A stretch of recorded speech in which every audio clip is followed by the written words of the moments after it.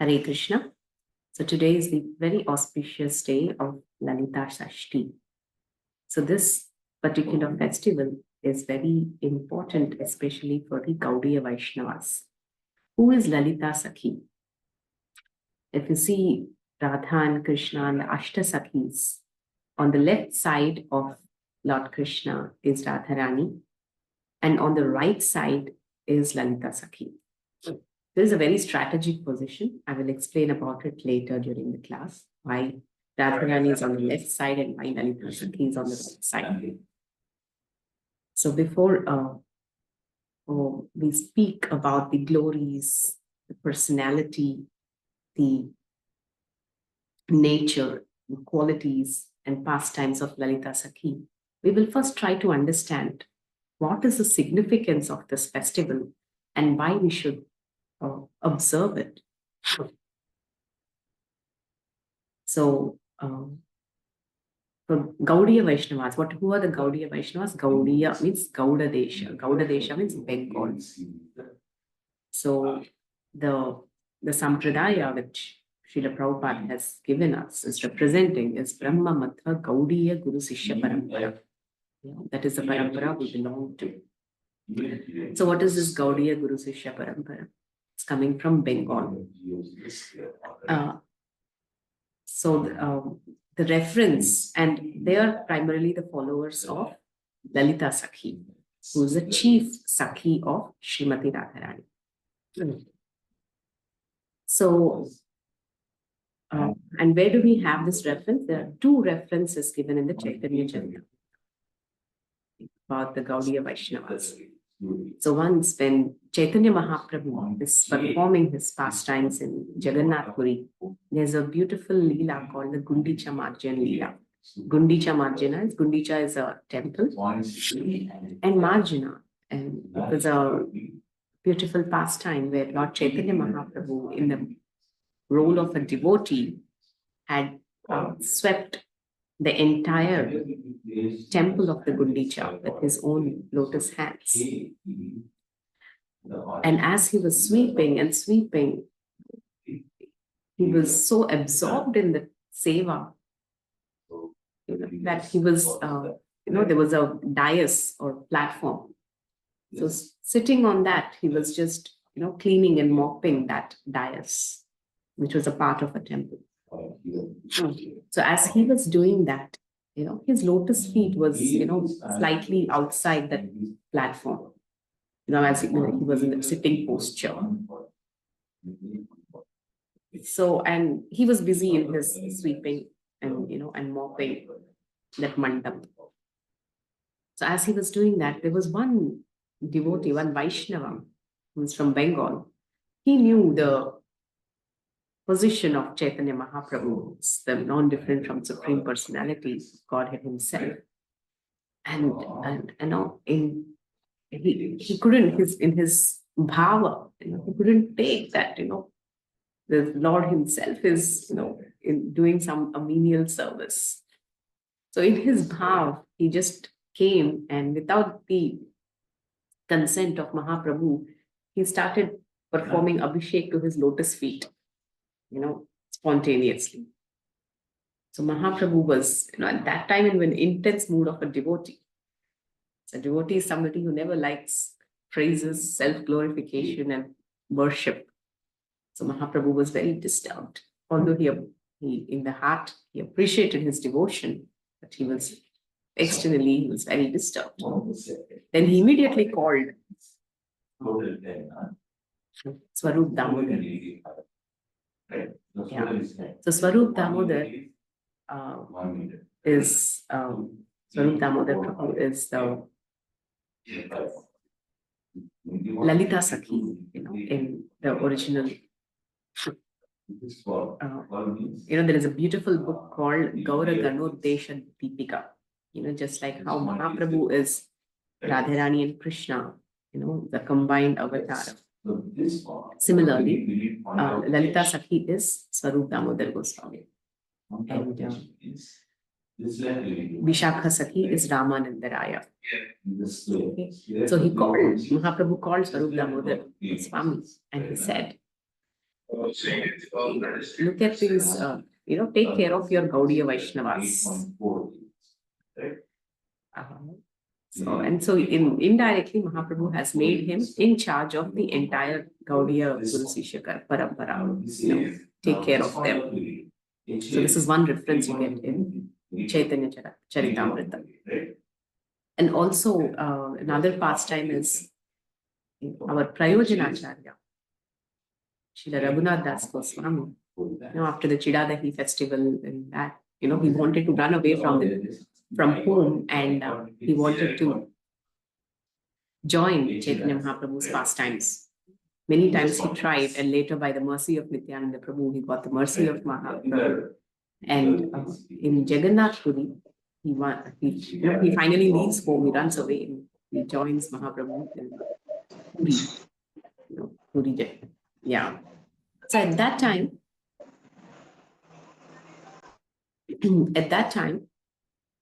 Mahaprabhu actually tells him, when he accepts his surrender, and he gives his shelter by saying that, please be under Swarup Damodar Goswami. So in this way, Chaitanya Mahaprabhu has made Swarup Damodar, that is, in other words, Lalita Sati, the leader, of this Gaudiya Sampradaya. So what is a Gaudiya Sampradaya? It is where they understand that the worship of Radha and Krishna is the prayojana, the ultimate goal to be obtained. This is very beautifully described in this samvad between Ramananda Raya and Chaitanya Mahaprabhu. It's happened on the banks of Godavari River at Koor. Conversation between Raya Ramananda and Mahaprabhu, where they were discussing about what is the highest and ultimate goal of life. It's a beautiful discussion that graduates from the perfection of Varnashrama to the highest perfection. So Chaitanya Mahaprabhu inquires from Ramananda Raya, what is the ultimate goal of life? And Raya Ramananda begins by saying the ultimate goal of life is to have perfection in your Varnashrama duties by offering them to Lord Vishnu. So Chaitanya Mahaprabhu rejects, saying that yehi bhahya. All right. He says this is external understanding of what is the ultimate goal of life. So in this way, the beautiful conversation goes on, and Ramananda Raya just says, okay, the next level is, surrender to Krishna. Sarva dharman parityajya. Mahaprabhu says, this is also external. Tell me something higher.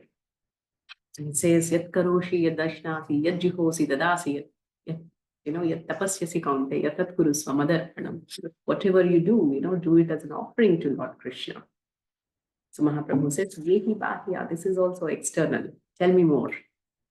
So one day we will have a separate class on this beautiful discussion. It's very deep and very profound. I'm just giving you a framework of this.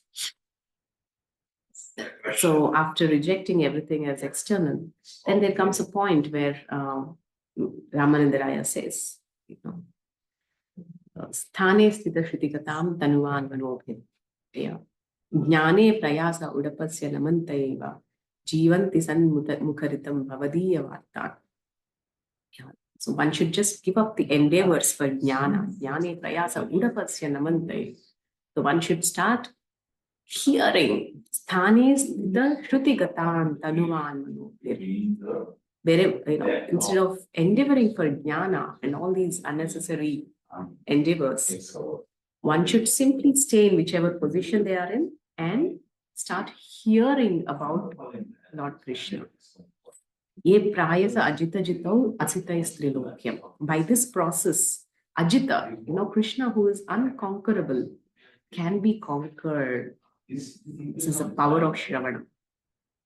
So this is what Ramananda Raya says. So Mahaprabhu says, yes, this is fine. He becomes pleased with this. And he says, but go higher than this. Tell me more about what is the ultimate goal of life. You see, prayojana is very, very important. there is a saying in English, begin with the end in the mind. Yeah. So this is very important. Unless we know what the goal is, we tend to lose focus. And Prayojana is it's certainly it's a very lofty subject matter. May not be a subject matter of discussion on a regular basis, but once in a while, we need to adjust our compass. How do we adjust our compass? By focusing on what is our goal. So these are those occasions like this auspicious Lalita Sashti, Radhashtami. These are the auspicious festivals where we delve deeper into the topics of Bhakti Rasa, our ultimate goal, and try to readjust our compass and gain that momentum and energy to do our sadhana for the rest of the year. Yes. So Mahaprabhu then tells Ramananda Raya, just go higher. Then Ramananda Raya glorifies devotional service. He glorifies devotional service, and he speaks about the different rasas and mellows in which Lord Krishna is to be served. In the mood of servant, Dasya Bhava, in the mood of friend, Sakhya Bhava, in the mood of Vatsalya, the mood of a parent. And Mahaprabhu says, yes, go higher than this. In this way, Ramananda Raya starts describing that the highest way of serving Lord Krishna is in the Madhurya Bhava. He speaks about those rasas, and he says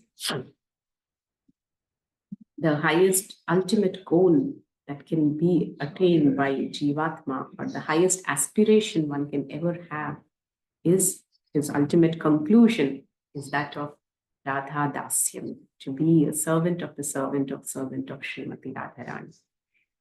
So this is the ultimate conclusion given by Chaitanya Mahaprabhu through the heart of Ramananda Raya in the form of beautiful discussion that took place. So what is a Radha Dasyam, or service to Srimati Radharani? So Radharani has so many sakhis. This in the beautiful book written by Shri Rupa Manjari called Ujjvala Neelamani. There is a beautiful description of the different types of sakhis. Yeah, and for each sakhi is assisted by 3 manjaris. Yeah, so this and she is called the Yuteshwari. Yuteshwari means the leader in the whole group. So the Ashtasakhis of Srimati Radharani, they're very, very dear and confidential associates. They are her own expansions. And of them, the leader amongst them is Lalita Sakhi. And Lalita Sakhi is assisted by 3 manjaris. So each Sakhi has 3 prominent manjaris under them. So Lalita Sakhi has 3 prominent manjaris who are Rupa Manjari. Then there is who is Rupa Goswami, who is one of the Shad Goswamis whom we worship. So Rupa Manjari. And there is Kamala Manjari. Kamala Manjari is Srila Bhakti Vinod Thakur. And Rati Manjari. Rati Manjari is Srila Raghunath Das Goswami. So these original spiritual identities have been revealed in this beautiful book of Gaura Ganodesha Deepika. So these 3 manjaris are the prominent manjaris of under Lalita Sakhi. And we all are called Rupanugas, right? Rupanugas means the followers of Rupa Goswami. That's what Srila Prabhupada tells us, that we are Rupanugas. So that is why all the more reason, to observe and absorb ourselves in this beautiful, auspicious occasion of the appearance of Lalita Sakhi. So yes, so this was a discussion about the ultimate goal of doing the Prayojana. Prayojana Acharya himself is Srila Raghunath Das Goswami. And Raghunath Das Goswami, he himself considers actually Rupa Goswami as his teacher and highly worshipable.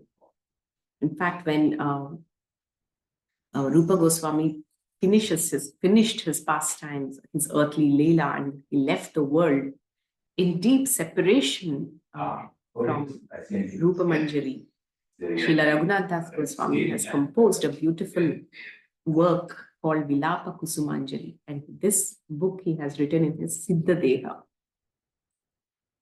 So there are books that are generally written in Siddha Deha and there are books written in Sadhana Deha. And for great acharyas, these are the two moods in which they actually propagate the confidential messages of the Lord. One in Siddha Deha and one in Sadhana Deha. So in this way, so Rupa Goswami is, we are all called Rupanugas, and Rupa Goswami as Rupa Manjari is the prominent Manjari under Lalita Sakhi. So today we will actually read this beautiful work of Rupa Goswami called the Lalita Ashtakam. We will recite this together and we will just go into the details. Yeah.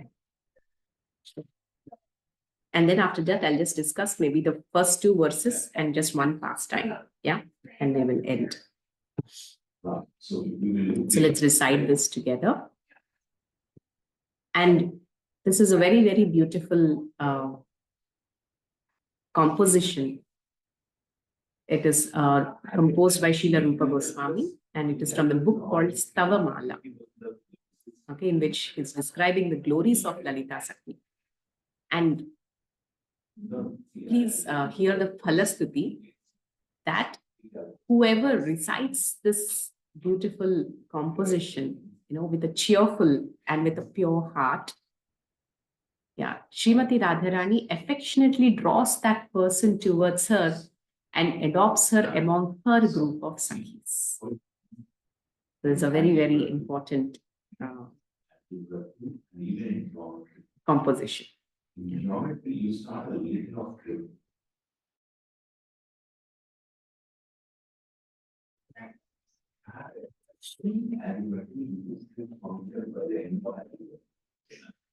Radha Mukunda Pada Sambhava Garma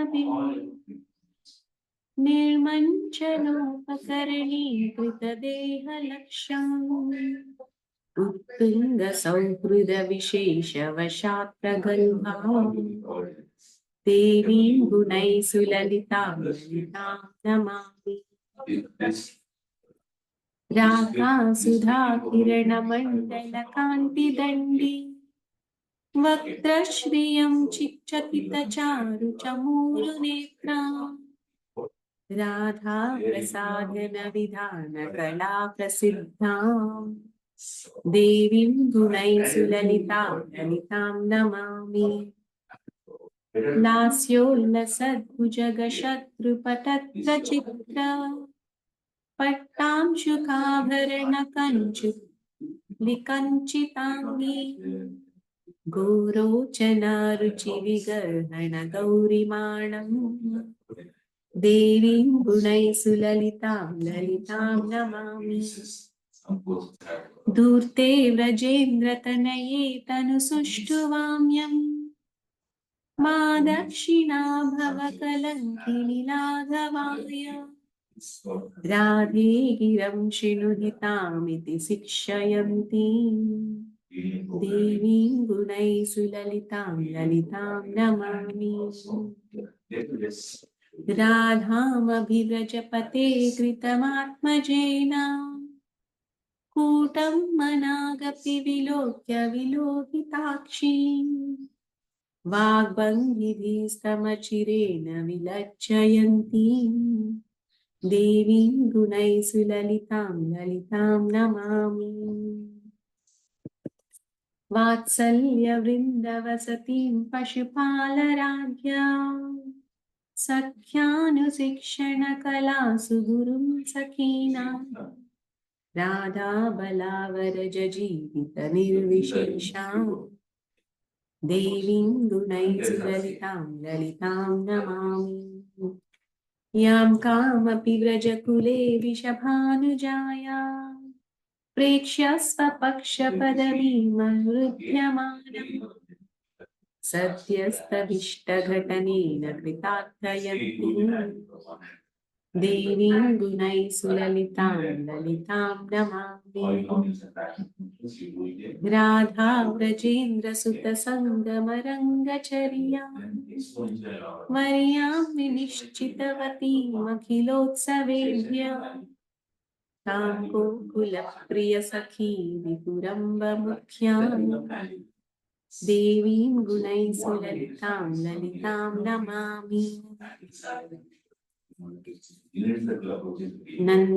नन्दनमुनिललिता गुणलालितानि पद्यानि यः पठति निर्मलदृष्टिरष्टौ प्रीत्यावकर्षति जनं निजवृन्दमध्ये तं क्रीडितापतिकुलोज्ज्वलकल्पवल्ली देवीं गुणैः सुललितां ललितां Namami. Right. Most of this review and trigonometry is like 50%. So this is the Lalitashtakam that has been composed by Srila Rupa Goswami. During the course of the day, you may recite this. Just give me a moment. I will just get back. That was only and probability that all of this. So this is that beautiful Lalitashtakam that has been composed by Srila Rupa Goswami and presented in the Navamala. So in this, let's see the first verse.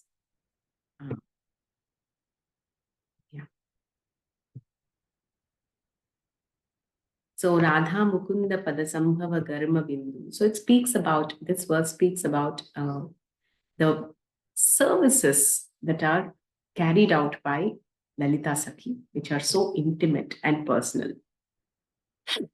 So Lalita Sakhi, she's chief in charge of some very special sevas. So what are the special sevas? One service that Lalita Sakhi is in charge of is the flower service. Yeah. So,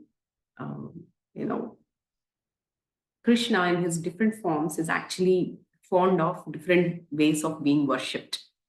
As Lord Shiva is Abhisheka Priya. Lord Shiva enjoys Abhisheka. And Krishna is Alankara Priya. He loves decoration. He loves to be decorated. And in the mood of Vaikuntha, he loves to be decorated with various jewels and precious items. But in his form as Lord Krishna, Brajendrananda, he loves to be decorated with flowers. So all the pastimes of Krishna are full of, flowers. Yeah, Vrindavan means flowers. And so that service in charge is Lalita Sakhi. She takes care of that beautiful service of making flower garlands and making beautiful kunjas and the pastime places for Radharani and Krishna. She decorates them beautifully, with flowers. This is the chief service of Lalita Sakhi. Another important service of Lalita Sakhi is that she is the only one who can handle Srimati Radharani's extreme emotions. Like sometimes, in intense separation from Lord Krishna, Radharani goes into a mood of man. If you go to Barsana, there is a place called Man Mandir. Yeah, Mangad. There are 4 hills. One of the hill is called Mangad. So it specially glorifies this mood of Srimati Radharani in Man Bhav. Man means there is no equivalent in English to explain, but being annoyed or alagadam in Telugu they say, right? So that is that Man Bhav that she exhibits here. And when she's in that mood, none of the Sakhis can actually handle Srimati Radharani. So at that time, Lalita Sakhi is the only one, who serves Srimati Radharani in that intense mood. So actually, even if you see in the Gaura Leela, when Chaitanya Mahaprabhu was, in separation, Chaitanya Mahaprabhu means he's in the Krishna in separation from Srimati Radharani. When he is in his intense bhav, that time it was Swarup Damodar Goswami and Ramananda Rai, who are Lalita and Vishakha. They used to come and they used to sing beautiful songs and beautiful verses to pacify that mood of Mahaprabhu. So that's her eternal seva to Radharani. Yeah, there's also something called Khandita Bhava. Khandita Bhava means sometimes Radharani goes so much mad in separation from Krishna that she even thinks of ending her life if she's unable to meet and get Krishna. So that is called Khandita Bhava. So Vishuddha Khandita Bhava, that is. It's not the mundane emotion. Vishuddha Khandita Bhava. It's a pure emotion, a transcendental emotion. So even in that mood, it's only Lalita Sakhi who actually handles Srimati Radharani. This is why it's like Lalita Sakhi is a very, very confidential friend of Srimati Radharani. And she's slightly elder to Radharani, and she makes full use of that, being elder to Srimati Radharani. And one of the main important services to control Krishna. So this is why I was telling, why is Radharani on the left side and Lalita Sakhi on the right side? So generally the right hand position is given to the wife. Yeah. So, but Lalita Sakhi is on the right side because there is a purpose. It is to control Krishna. So Lalita Sakhi is so fond of Srimati Radharani that, Durte Vrajendra Tanaye, sometimes Krishna is very naughty and, he is going to the kunja of another Sakhi like Chandravali, or, he troubles Srimati Radharani because that's his Leela, that's his pastime. So he troubles Srimati Radharani. So at that time, Lalita Sakhi is very serious. She's very serious, and she's the only one who can control Krishna and who can even chastise Krishna. So Krishna, the supreme controller. So it's Lalita Sakhi is the only one who can control Lord Krishna. So that's her personality. And when Lalita Sakhi comes and speaks to Krishna, Krishna has no answer. He gives an explanation to her, justifies and apologizes because he has to pacify and please Lalita Sakhi. Only then she will allow him to meet Radharani. So he's very, very careful with Lalita Sakhi. These are the beautiful dynamics between the Sakhis and Lord Krishna and Srimati Radharani. So these are very, very confidential services that are rendered by Lalita Sakhi. So she is the left-wing gopi. Radharani has 4 different types of gopis. Who are these 4 different types of gopis? One is the Swapaksha gopis. Swapaksha. Second is Suhruda. Yeah, Swapaksha, Suhruda. Third is Tatastha. And fourth is Vipaksha. So these are the 4 types of gopis. So who are the Swapaksha gopis? So these Swapaksha gopis or the Sakhis are they who are totally on the side of Srimati Radharani.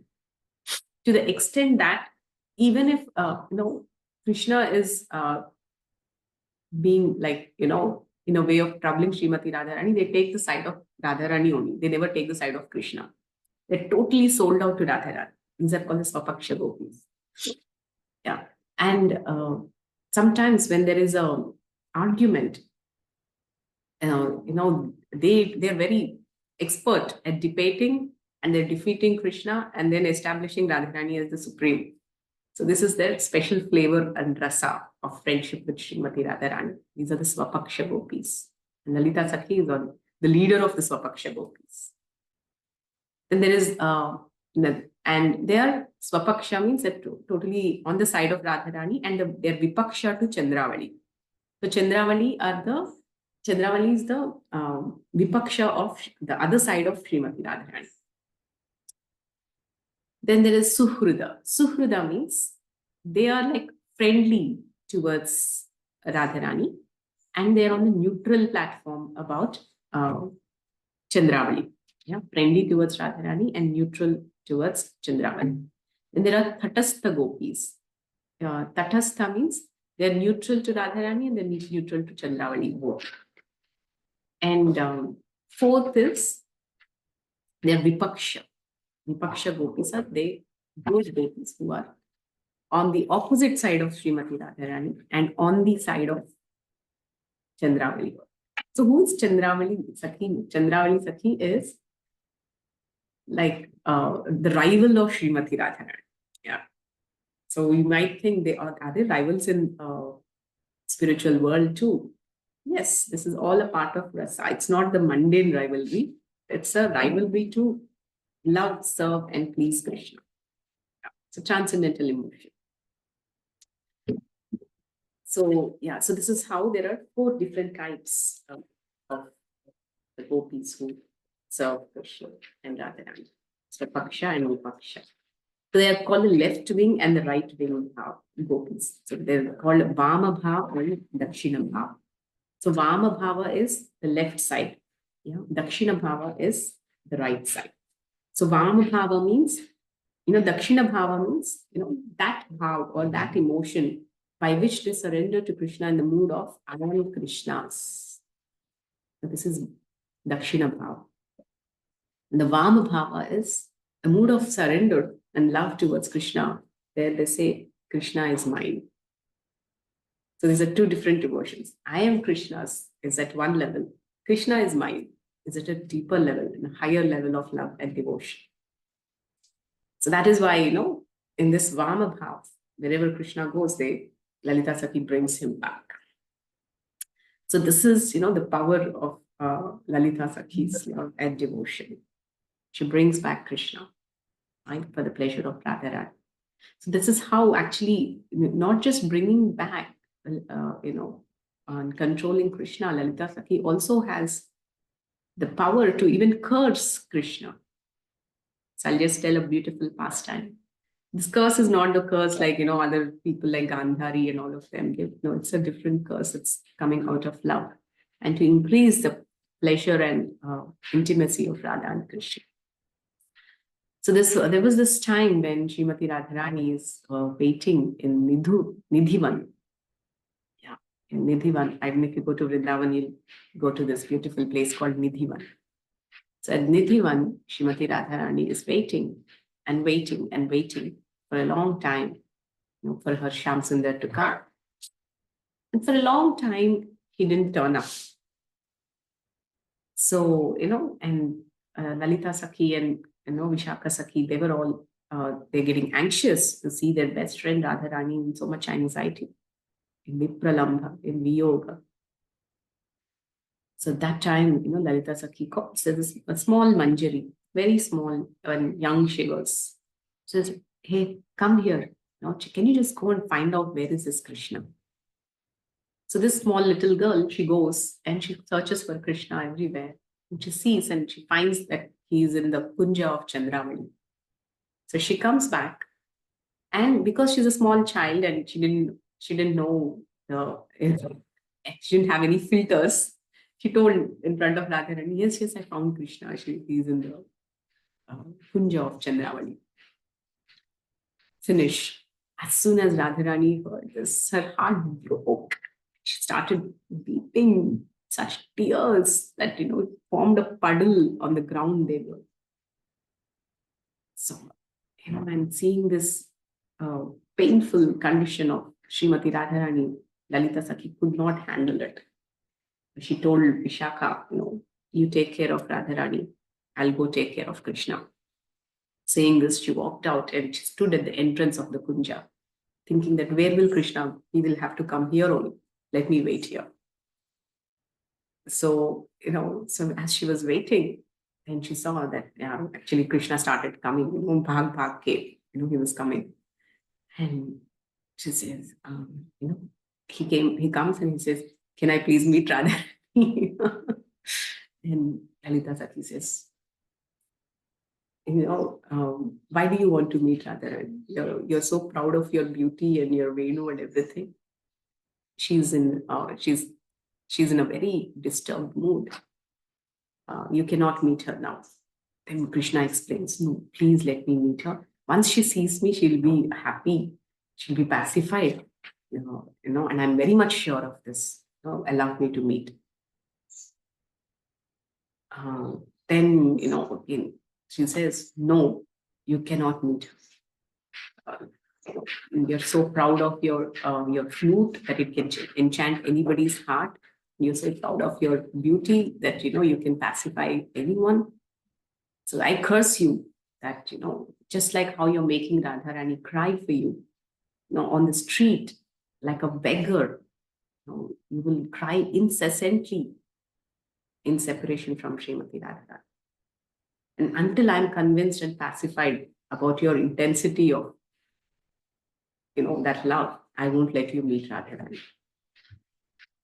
So that is how, Krishna, he becomes, he's devoid of the flute.